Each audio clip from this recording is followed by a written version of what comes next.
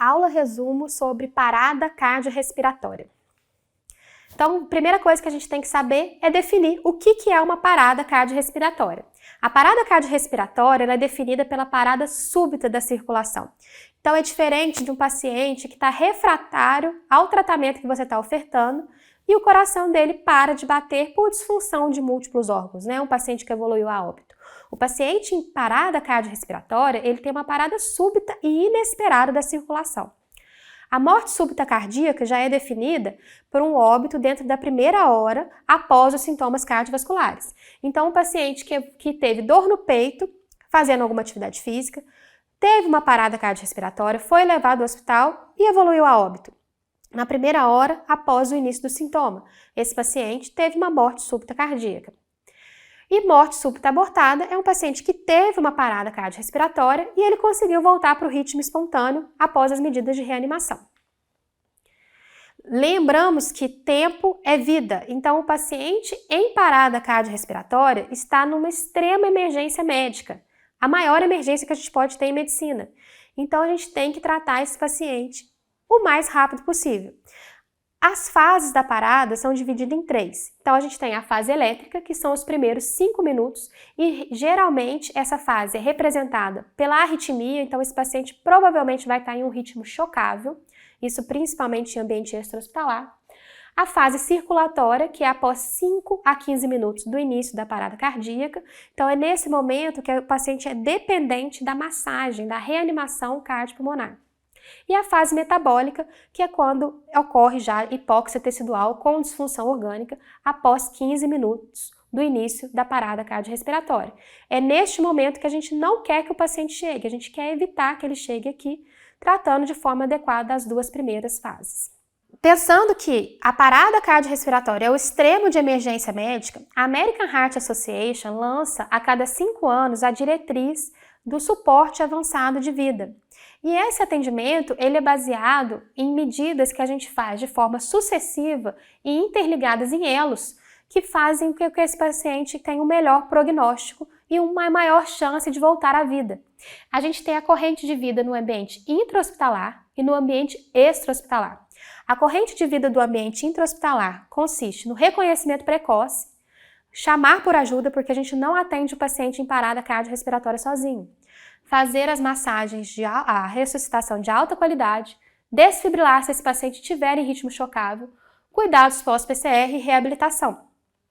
Já a corrente de vida no ambiente extra-hospitalar consiste em identificar o paciente em risco, chamar por ajuda, iniciar as compressões e a reanimação, fazer a desfibrilação se esse paciente estiver em ritmo chocável, transportar esse paciente para o ambiente intra-hospitalar para que esse paciente receba tanto o suporte avançado de vida quanto os cuidados pós-PCR e a reabilitação. Então a gente vai falar agora um pouquinho sobre o BLS, suporte básico de vida, que de básico não tem nada. Esse fluxograma você tem que saber, você tem que ir para a prova e para a vida, sabendo como tratar esse paciente. Então aqui basicamente a gente está no ambiente extra-hospitalar, a gente vai avaliar primeiro a segurança da cena. É um local seguro para eu poder atender esse paciente? Se esse local não for seguro, espere o paciente estar no local seguro, se for remoção com a ajuda de bombeiros, ou traga o paciente para um ambiente seguro, se você puder, para poder fazer esse atendimento de forma que seja segura para você e que a gente não tenha 2 vítimas ao invés de uma. Segunda coisa, avalie se o paciente responde. Então você coloca a mão nos ombros do paciente e pergunta: o senhor está bem? Se ele não responde, chame ajuda. Você vai avaliar no 4º passo a respiração, se esse paciente não tem respiração ou se ele está em respiração agônica, ele está em parada respiratória, e você vai checar o pulso se você é um socorrista treinado, que é o seu caso. Então a gente tem 10 segundos para checar o pulso, sempre pulso central, idealmente carotídeo. E aí, quando a gente faz essa primeira triagem ali do paciente que está inconsciente, a gente pode encontrar 3 cenários. O primeiro cenário é o paciente que está inconsciente, mas ele tem pulso e ele tem respiração. Ele não está nem em parada cardíaca, nem em parada respiratória. Então você vai monitorizar esse paciente e vai aguardar a chegada do serviço de emergência. Se esse paciente não respira, mas ele tem pulso, ele está numa parada respiratória. Então, o que a gente vai fazer por esse paciente? A gente vai fornecer ventilação. Então, a gente vai fazer uma ventilação a cada 6 segundos, a gente vai checar o pulso desse paciente a cada 2 minutos, porque esse paciente pode evoluir para uma parada cardíaca. E se houver a possibilidade de intoxicação por opioide, você vai fazer o naloxone. Isso é comum no exterior, né? O kit do DEA, ele pode vir com o naloxone tanto intranasal quanto intramuscular e você pode fazer uso dessa medicação no ambiente extra-hospitalar. Quais são os dispositivos que ajudam a gente no ambiente extra-hospitalar para fazer a ventilação desse paciente? Então, a gente raramente tem, né? O AMBU geralmente é no ambiente hospitalar, mas se tiver um dispositivo bolsa, válvula, máscara, ótimo, a gente vai ventilar com ele. Se não, a gente vai usar uma máscara de interface. Essa máscara a gente consegue comprar e deixar ali no porta-luva do carro ou na sua maletinha de médico que você pode fazer esse atendimento. Como que a gente vai fazer a abertura da via aérea desse paciente? Tem 2 maneiras. A maneira mais corriqueira que a gente usa é a hiperextensão da cabeça com elevação do mento. Cuidado, se esse paciente tiver politrauma, você não pode fazer a hiperextensão da cabeça, porque a hiperextensão da cabeça pode piorar uma lesão cervical desse paciente. Então, a gente vai fazer o C e o E e apenas elevar o mento, desobstruindo a via aérea superior desse paciente. Agora o terceiro cenário. Então, o primeiro cenário, o paciente estava inconsciente, mas estava com pulso e estava respirando, então a gente só monitorizou e esperou o serviço de emergência. O segundo cenário, o paciente estava com pulso, mas não estava respirando, uma parada respiratória. Então, a gente forneceu ventilação para esse paciente. E o terceiro cenário é o paciente que está realmente em parada cardiorrespiratória, ele não tem pulso. E aí, o que a gente tem que fazer? Iniciar as compressões torácicas e as ventilações.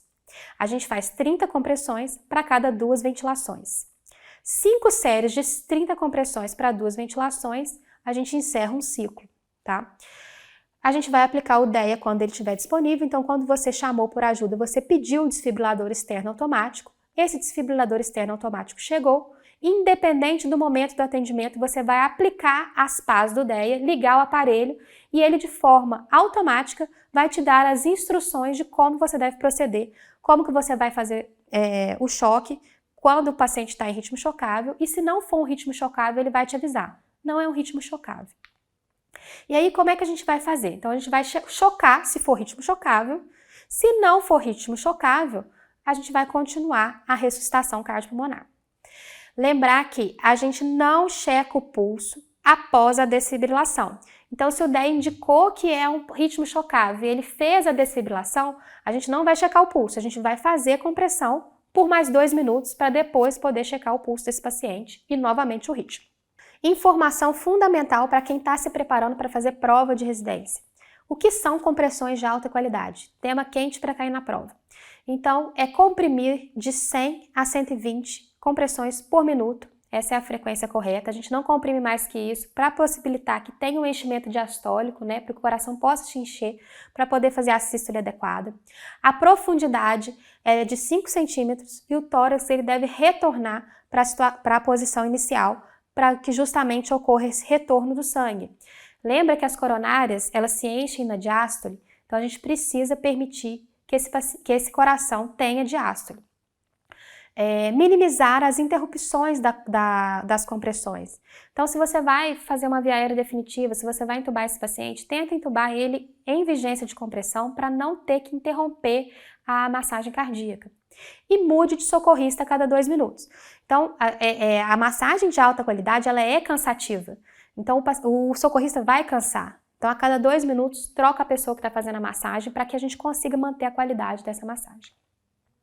Esse é o fluxograma do BLS. Então, o paciente que não está responsível, não tem respiração ou está com a respiração anormal, agônica, né? O paciente está gaspeando, ele está em parada respiratória. A gente vai acionar o serviço de emergência e pedir o desfibrilador. Vai começar a ressuscitação cardiopulmonar, 30 compressões para cada 2 ventilações. Assim que o DEA chegar, aplique o DEA e veja se esse paciente está em ritmo chocável. É um ritmo chocável? Choque e volte às compressões. Não checa pulso nesse momento. Agora a gente vai falar um pouco sobre o suporte avançado de vida, sobre o tratamento intra-hospitalar desse paciente. O suporte avançado de vida, o ACLS, ele é feito por um time de alta performance, que idealmente é composto por 6 pessoas. A gente tem o líder, que vai comandar todo o atendimento da parada, então ele tem que saber todos os passos que vão ser realizados, ele vai fazer uma comunicação efetiva, clara, sucinta, que a gente chama de alça fechada. Então, como é que é essa comunicação em alça fechada? O líder fala, ritmo chocável, vamos desfibrilar. A pessoa que está na desfibrilação, ela entende o comando e fala, posicionando o aparelho para desfibrilar, deu uma resposta. Quando ele desfibrilar, aplicado o choque. Então ele fechou a alça, o líder lançou um comando e a pessoa que fez esse comando fechou a alça de comunicação. Tá? Então a gente tem a pessoa que vai comandar a parada, que é o líder, a gente tem uma pessoa para fazer as compressões, a que está na desfibrilação pode revezar com essa pessoa que está fazendo as compressões, uma pessoa idealmente que vai ficar responsável pela via aérea, uma pessoa marcando o tempo e uma pessoa na circulação. No suporte avançado de vida, a gente tem terapia medicamentosa e a gente precisa instalar um acesso para fazer essas medicações. O acesso preferencial é o acesso venoso, como alternativa a gente tem o acesso intraósseo. A gente vai garantir uma via aérea avançada nesse paciente, se for necessário, se ele não estiver ventilando bem com o dispositivo bolsa, válvula, máscara, ou se a causa da parada foi hipoxemia. Se esse paciente ganhou uma via aérea avançada, a gente vai instalar a capnografia, para ajudar a gente a monitorizar a qualidade dessa compressão. A gente vai pensar em causas reversíveis da parada e fazer os cuidados pós-PCR e reabilitação desse paciente quando ele retornar à circulação espontânea. Essa é a base do ACLS. Então aqui o fluxograma, a gente vai começar a ressuscitação cardiopulmonar, vai fornecer oxigênio e vai acoplar o monitor e desfibrilador. Se esse paciente for um ritmo chocável, a gente vai seguir o fluxograma de ritmo chocável, vai desfibrilar esse paciente e vai retornar às compressões. Se esse paciente não for um ritmo chocável, a gente vai só fazer a compressão, sem fazer a desfibrilação, e a cada 2 minutos a gente vai checar o pulso, checar o ritmo, administrando nos tempos adequados as medicações que incluem no ACLS, a gente vai falar detalhadamente sobre elas agora. Vamos lembrar que intubação não melhora o prognóstico no paciente em parada cardiorrespiratória se esse paciente não tiver um bom motivo para ser intubado, se não estiver funcionando bem o AMBU e se esse paciente não tiver uma causa claramente hipoxêmica para parada, a gente não vai perder tempo intubando esse paciente, tá? A via aérea, como que a gente vai fazer? Se esse paciente tiver com uma via aérea avançada, a gente vai fazer uma ventilação a cada 6 segundos, assincrônica com a massagem. Lembrar de não hiperoxigenar esse paciente, então contar os 6 segundos, 1.001, 2.002 até 6.006. A cânula de Guedel pode ajudar o paciente se ele não tiver consciente, né? A gente vai conseguir desobstruir ali a queda da base da língua. E se esse paciente estiver sem via aérea definitiva, a gente vai fazer 2 ventilações a cada 30 compressões. 30 compressões, 2 ventilações. 30 compressões, 2 ventilações. Quais são os dispositivos que a gente tem de via aérea avançada? Então, a gente tem os dispositivos extraglóticos, que é a máscula laríngea e o tubo laríngeo, e a gente tem a intubação orotraqueal, que aí é uma via aérea avançada definitiva. Se esse paciente ganha uma via aérea avançada definitiva, ou seja, se ele foi intubado, a gente vai, idealmente, acoplar o capnógrafo, que é uma maneira que a gente tem de monitorar a pressão parcial de CO2 expirado durante a ventilação mecânica. Então, a gente vai fazer essa capnografia sob forma de onda para poder ver se o tubo está na posição correta e inferir como está o débito cardíaco desse paciente. Então, quando a gente tem uma massagem cardíaca eficaz, há um mínimo de troca gasosa ali de CO2 e oxigênio, e esse paciente ele expira o CO2. A gente consegue ter uma noção se essa massagem está eficaz, se essa troca mínima fornece uma pressão expirada de CO2 acima de 10. Então, essas ondas aqui eu acho que pode cair esse ano. Novidade, né, do ACLS aí, usar o capnógrafo para monitorizar a qualidade da compressão. Então, a primeira onda é um paciente que ele está entubado e não está parado, né? Então, aqui a gente tem uma onda quadrada, que é a onda clássica que a gente encontra no capnógrafo, no paciente em ventilação mecânica que não está parado. Notem que a PCO2 está acima de 30. Aqui a gente tem um paciente que está com tubo no esôfago, ele não está entubado, o tubo está no esôfago. A gente pode também ter um paciente que tem uma onda como se fosse uma serpente, isso também indica que o tubo pode estar no esôfago, porque a onda do capnógrafo do paciente entubado ela é quadrada, igual essa aqui de cima. Aqui a gente tem a situação de parada, então aqui a gente tem um paciente que está sendo reanimado de forma adequada, eu sei disso porque o PCO2 está acima de 10, o PCO2 está em 12, e aqui a gente pode inferir que ele voltou à circulação espontânea. Isso a gente fala geralmente quando o PCO2 está acima de 30. Claro que isso isoladamente não mostra que o nosso paciente voltou, tá, gente? A gente tem que checar o pulso efetivo para ver se o paciente retornou mesmo à circulação espontânea.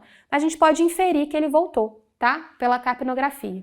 E aqui a gente tem a onda do capnógrafo mostrando o paciente sendo reanimado aqui de forma efetiva, a gente tem um PCO2 de 18, e de repente esse socorrista cansou e a massagem parou de ser efetiva. Então tá abaixo de 10, a gente precisa melhorar a qualidade dessa compressão.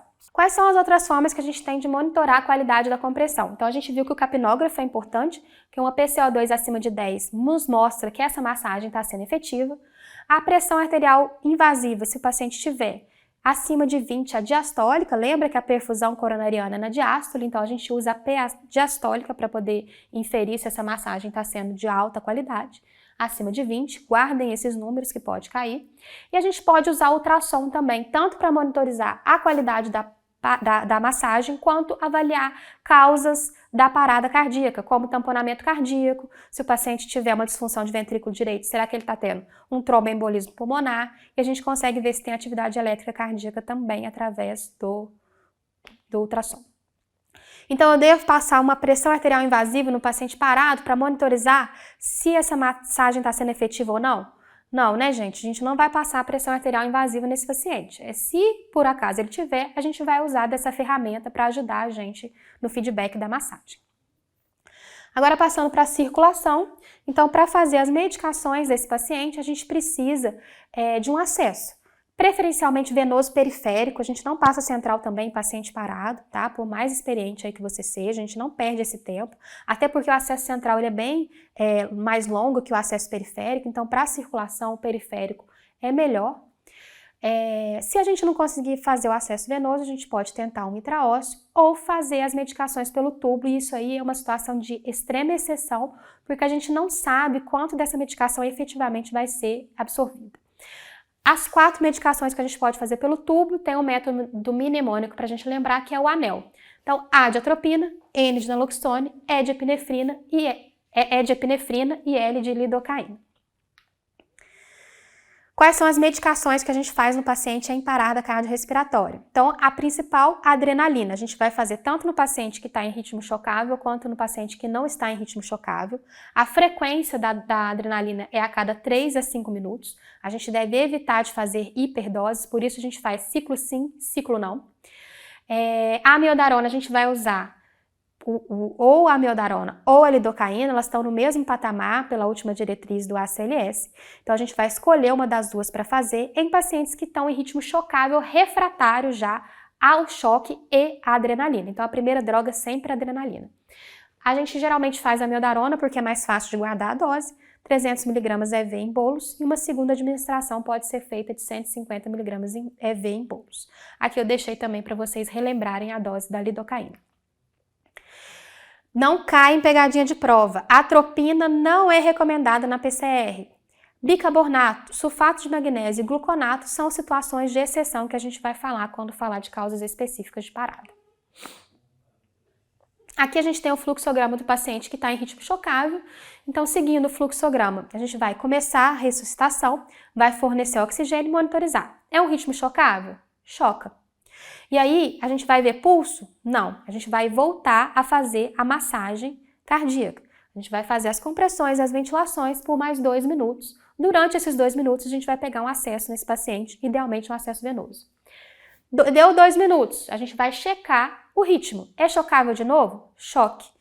Nos próximos 2 minutos, a gente vai fazer a massagem, a reanimação cardiopulmonar, e vai administrar a epinefrina, que é a primeira droga que a gente faz no paciente em parada cardíaca. Deu 2 minutos, aí vou checar o ritmo, checar o pulso. Esse paciente ainda está em ritmo chocável? Perceba que ele está no terceiro choque. Você deu o terceiro choque. A partir de aí, você vai fazer o antiarrítmico, que pode ser a amiodarona ou a lidocaína. Esses são os dois cenários de paciente em paciente de ritmo chocável, né, em parada cardíaca de ritmo chocável. Então aqui a gente tem um paciente em fibrilação ventricular, um ritmo totalmente desorganizado. E aqui a gente tem um paciente em taquicardia ventricular. Lembrar de checar pulso nesse paciente, porque se ele tiver pulso e estiver em TV, a gente vai seguir o protocolo de taquiarritmia e não o protocolo de parada cardíaca. Lembrar da torção das pontas, que é uma situação que a gente pode se deparar na prática. É um ritmo chocável, mas a gente deve lembrar de fazer o sulfato de magnésio nessa situação específica. Bom, agora a gente vai ver o outro lado do fluxograma. Esse lado é um pouco mais simples, porque se esse paciente ele não está em ritmo chocável, a gente vai já administrar adrenalina. O American Heart colocou já essa seringuinha aqui para a gente lembrar que a adrenalina nesse caso é imediata. Então, se esse paciente não está em ritmo chocável, já no primeiro ciclo a gente pode fazer a adrenalina, tá? E aí a gente vai fazer a reanimação cardiopulmonar, checar o pulso e checar o ritmo a cada 2 minutos e fazer a adrenalina a cada 3 a 5 minutos. O antiarrítmico não tem sentido entrar nesse cenário. Os pacientes que estão em ritmo não chocáveis têm 2 tipos: a sistolia, que é essa linha reta, e o AESP, que é a atividade elétrica sem pulso. Então você olha para o monitor, você acha que o paciente está em ritmo organizado, mas quando você checa o pulso, ele não tem pulso, ele está parado. Então é uma atividade elétrica sem pulso. O paciente que está em assistolia, a gente necessariamente tem que fazer o protocolo da linha reta, que é chamado pelo American Heart. A gente popularmente chama de protocolo da cagada, porque a gente vai verificar os cabos, se soltou algum cabo ali, se o ganho está adequado, a gente pode aumentar o ganho e tentar ver se isso não é uma fibrilação fina. Quando a gente aumenta o ganho, parece que o paciente está fibrilando e a gente tem que chocar. Ou a gente muda a derivação, porque às vezes aquela derivação não está pegando bem. Então, o que a gente tem que pensar no paciente com linha reta? A gente está tratando o monitor ou a gente está tratando o paciente? Isso aqui também é uma coisa que vocês precisam saber, também cai recorrente em prova, que são as causas reversíveis de parada. Então, o paciente que está em parada, principalmente ritmo não chocável, em AESP e assistolia, a gente tem que saber quais são as causas reversíveis dessa parada cardíaca. Então, quais são os 5Hs? Hipovolemia. E por que é importante a gente saber isso? Porque a gente vai direcionar nosso tratamento. Se o paciente está hipovolêmico, o que a gente vai fazer por ele? A gente vai dar volume, a gente vai dar concentrado de hemácia, se ele estiver numa situação de trauma que perdeu muito sangue. Tá? O outro H, hipoxemia. Esse paciente parou por hipoxemia, vou garantir uma via aérea para ele, então, e fornecer o oxigênio de forma mais assertiva. H de hidrogênio. Esse paciente está em acidose, é um paciente dialítico que perdeu a sessão de hemodiálise e está acidótico, a gente pode fazer bicarbonato nesse cenário. Esse paciente tem algum exame, estava internado já e tem um exame do dia que tem uma hipo ou uma hipercalemia, vamos tratar esse potássio, a gente pode fazer isso durante a parada. Esse paciente parou por hipotermia, vamos aquecer o paciente. Esses são os 5Hs. Falando um pouco dos 5Ts. Tensão de pneumotórax. O pneumotórax hipertensivo, ele comprime o coração e acaba que o coração não consegue fazer a geração de pulso, né? Ele entra em colapso. E aí o que a gente faz nesse caso? A gente coloca um gelco de urgência ali no tórax do paciente para descomprimir de forma emergencial esse pulmão. O tamponamento cardíaco, então se esse paciente está tamponado, a gente consegue ver pelo ultrassom e consegue fazer a drenagem pela punção de Marfan e dar uma chance para esse paciente retornar ao ritmo normal. Esse paciente está com intoxicação, fez uso de opioide, posso usar naloxone.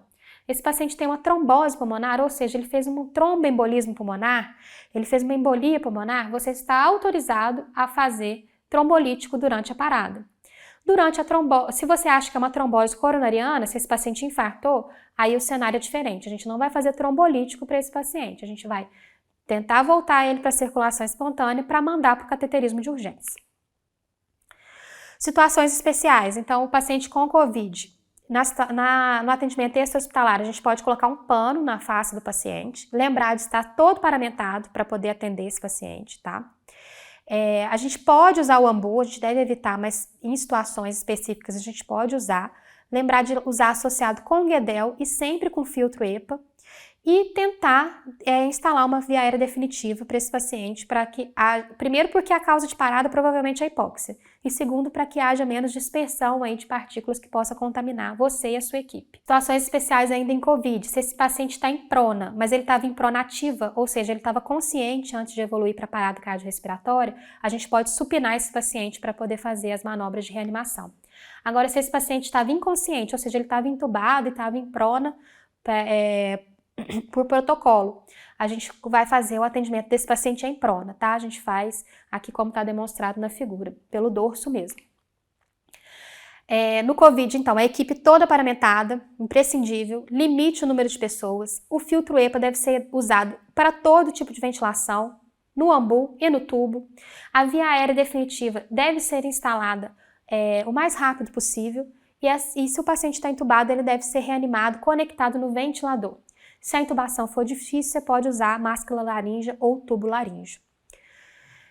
Bom, a gente fez todos os cuidados da parada cardiorrespiratória e esse paciente voltou. Então lembra de monitorizar esse paciente tem pulso, ele tem pressão, mede a pressão desse paciente. Esse paciente tem pressão, ele tem pulmão, mede a saturação desse paciente.